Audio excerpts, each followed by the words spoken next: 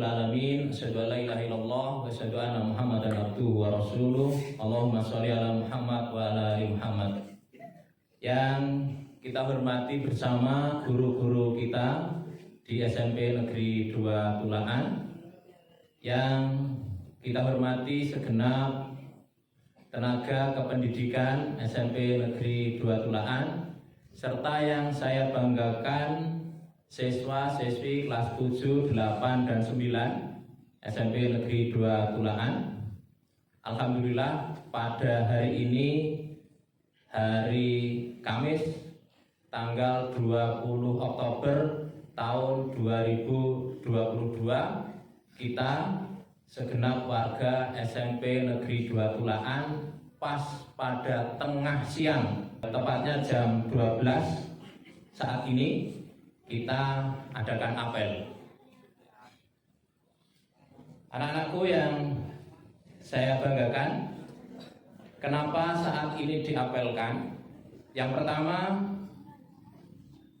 ini menyangkut dengan apa yang telah kita lakukan pada 2 minggu yang lalu tentang screening dari Puskesmas Bubaan.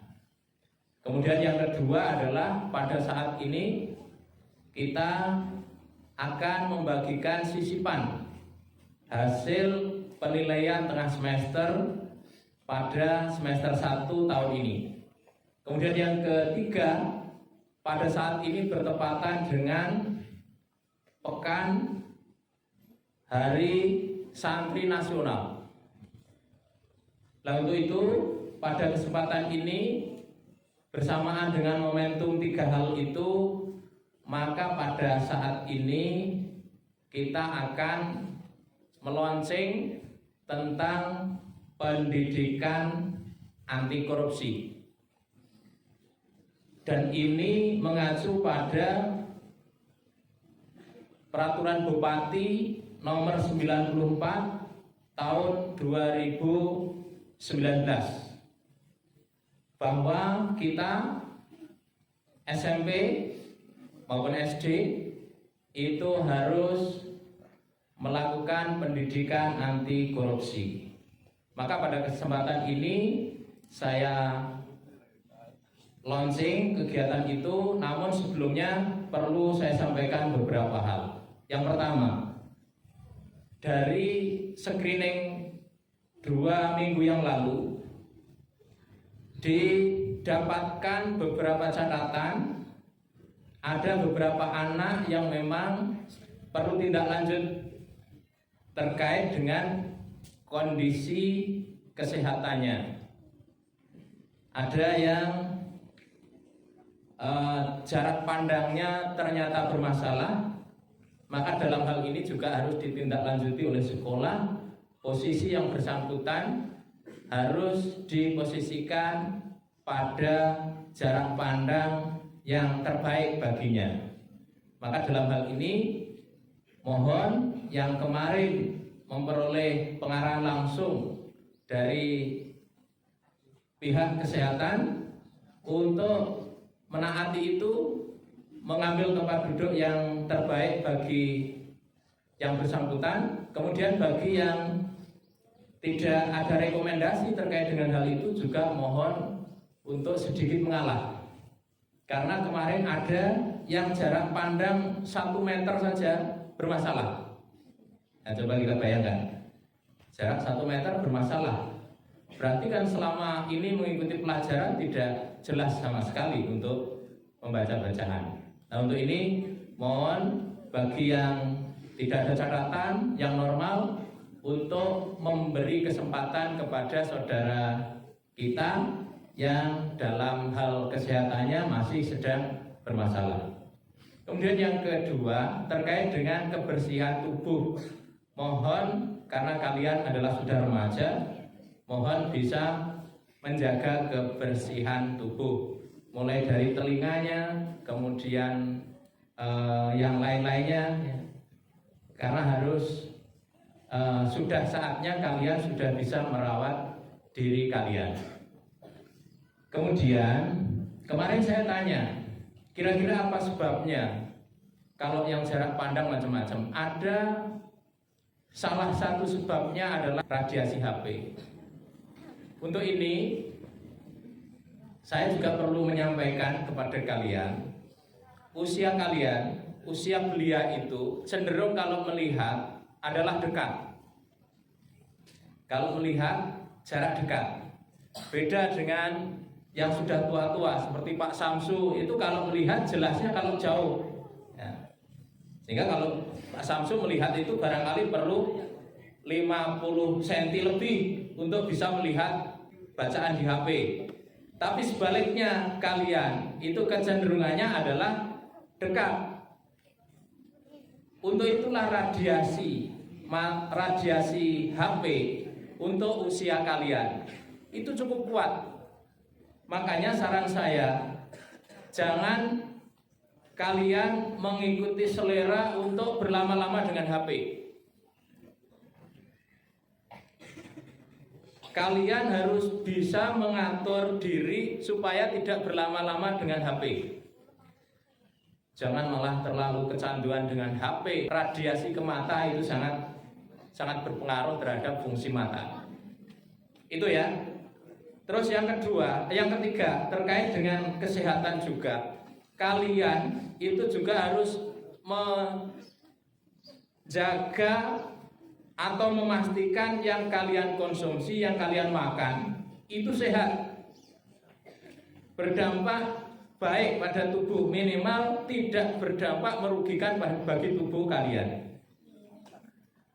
Mungkin kamu yang sering browsing atau mendengar televisi saat ini sedang heboh adalah pada usia anak-anak itu sudah mengalami kelainan ginjal secara akut di beberapa komunitas. Kenapa anak-anak kemudian ginjalnya sudah bermasalah akut? Itu disinyalir karena apa yang dikonsumsi. Sehingga terkait dengan ini kalian harus tahu, harus paham dan bagaimana harus menyikapinya. Kemudian yang kedua terkait dengan sisipan, bahwa nilai yang kalian dapatkan saat ini hanya satu nilai dari masing-masing mapel. Itu nilai apa? Nilai dari penilaian tengah semester, bukan nilai harian. Bapak Ibu guru punya arsip nilai harian, tapi yang dilaporkan ke orang tua Anda saat ini adalah hasil penilaian tengah semester. Yang berarti nilai itu bukan nilai final, bukan nilai final. Bisa naik, bisa turun pada saat raputan semester, itu sangat bergantung pada nilai harian kalian dan nilai saat semesteran nanti.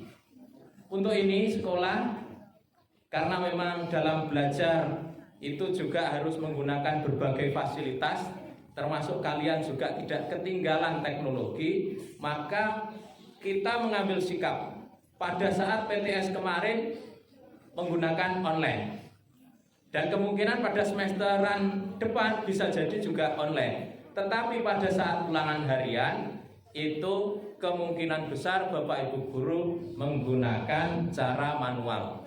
Agar apa? Agar kita tidak tertinggal. Kalau manual juga oke, kalau online juga siap, begitu. Yang ketiga, saat ini hari santri.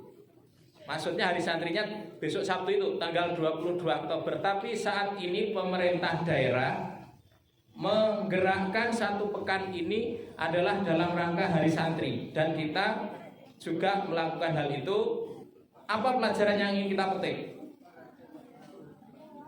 Santri itu memiliki hal yang luar biasa, yaitu sangat menghormati kiai, kemudian dia manut dengan kiai, hingga kemudian apapun yang dilakukan itu manut. Lah dalam hal ini yang perlu saya tegaskan, kita sebagai pelajar apa? Persoalan kita persoalan saya melihat kalian semua itu adalah bagaimana membangun karakter. Karakter itu apa tuh? Akhlak. Akhlak. Jadi akhlak, inti dari dididik itu akhlak yang penting. Konkretnya apa akhlak itu? Akhlak itu intinya adalah pengendalian diri. Akhlak itu intinya cuma pengendalian diri. Anda bisa mengendalikan diri, maka akhlak Anda akan baik. Saya akan mensimulasikan ini ya. Ini apa namanya? Botol ya. Botol ini bisa terbuka, bisa tertutup kan? Nah, kamu sekolah itu ya ibarat botol ini. Ada yang ketika sekolah ini mempersiapkan diri dengan pengendalian diri yang baik, itu diibaratkan botol terbuka. Ya. Kemudian bagi yang datang ke sini tidak bisa mengendalikan diri, setahun, 2 tahun, sampai 3 tahun saat lulus tidak bisa mengendalikan diri, itu seperti botol tertutup. Kemudian Bapak Ibu guru itu memberi selama 3 tahun, memberi didikan, memberi pengajaran pada kalian, seperti menuangkan air ke sini nih. Lah kira-kira yang tertutup ini berisi apa tidak? Saya tanya, yang tertutup ini ketika digerujuki air berisi apa tidak? Nah, kalau kalian tidak bisa mengendalikan diri, maka seperti botol tertutup. Ketoke ya jenggreng enek, digerujuki ya melu grujak-grujut tapi tidak ada isinya. Tapi sebaliknya yang terbuka saja, ketika Bapak Ibu gerujuki juga belum tentu masuk semua. Tapi masih banyak peluang bisa masuk daripada yang ditutup. Untuk itu saya menegaskan, inti kalian belajar di sini, dididik di sini adalah bagaimana kalian bisa mengendalikan diri. Konkretnya bagaimana? Konkretnya kalian harus terkondisi dulu supaya bisa diisi. Kalau Anda dikondisikan sulit, ya, misalnya guru mengatur begini-begini, kemudian Anda semaunya sendiri, ya tidak bisa untuk diisi macam itu. Yang bisa diisi adalah yang sudah bisa mengendalikan diri, mempersiapkan diri, manut dengan apa seharusnya dilakukan.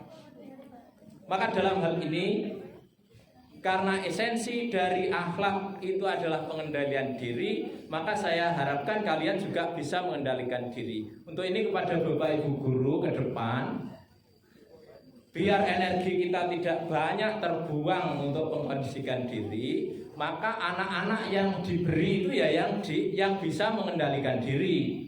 Kalau yang tidak bisa mengendalikan diri ya dikondisikan tersendiri sampai dia terkondisi. Seperti di Singapura, itu kalau orang mau naik pesawat, dia harus dimasukkan ke satu ruang. Di situ tidak ada aktivitas apa-apa, kemudian di situ dilihat. Kalau masih ada yang nolah-noleh, kemudian apalagi guderan dan lain-lain, maka dipastikan itu tidak akan diberangkatkan untuk naik pesawat. Yang akan diberangkatkan adalah ketika masuk di itu dia duduk tenang, tanpa nolah-noleh, tanpa gocek macam-macam. Itu di Singapura. Lah di sini akan kita upayakan begitu, ya. Akan kita upayakan gitu. Kalau masih dikondisikan masih sulit, gojekan ke sana kemari, maka yang dididik adalah yang sudah siap mengkondisikan diri. Kalau yang belum ini ya diselesaikan pengkondisiannya dulu. Begitu ya.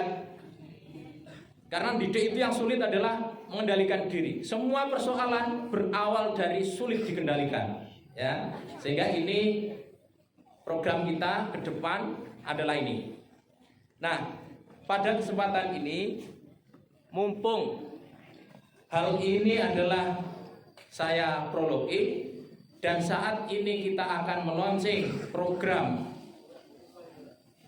pendidikan anti korupsi, maka bersamaan dengan ini pada saat pembagian sisipan ini nanti pembagiannya dengan cara urut ya. Jadi nanti kalian dilatih untuk antri. Yang diberi adalah yang bisa tenang mengikuti antri. Sedangkan yang tidak bisa tenang mengikuti antri, diatur sulit dan lain sebagainya, maka tidak diberikan sisipannya pada saat ini. Dan kemungkinan layanan-layanan kita ke depan juga begitu. Yang dilayani adalah yang bisa mengendalikan diri dulu. Sedangkan yang tidak bisa mengendalikan diri, orang usah dilayani untuk apa yang seharusnya diberikan, tapi dikondisikan dulu supaya bisa mapan. Karena saya yakin bahwa harus terkondisi dulu baru diisi. Kalau diisi tanpa terkondisi maka akan banyak yang sia-sia. Untuk ini dengan mengucap Bismillahirrahmanirrahim, kita segenap warga SMP Negeri 2 Tulaan melonceng pendidikan anti korupsi. Demikian dari kami. Assalamualaikum warahmatullahi wabarakatuh.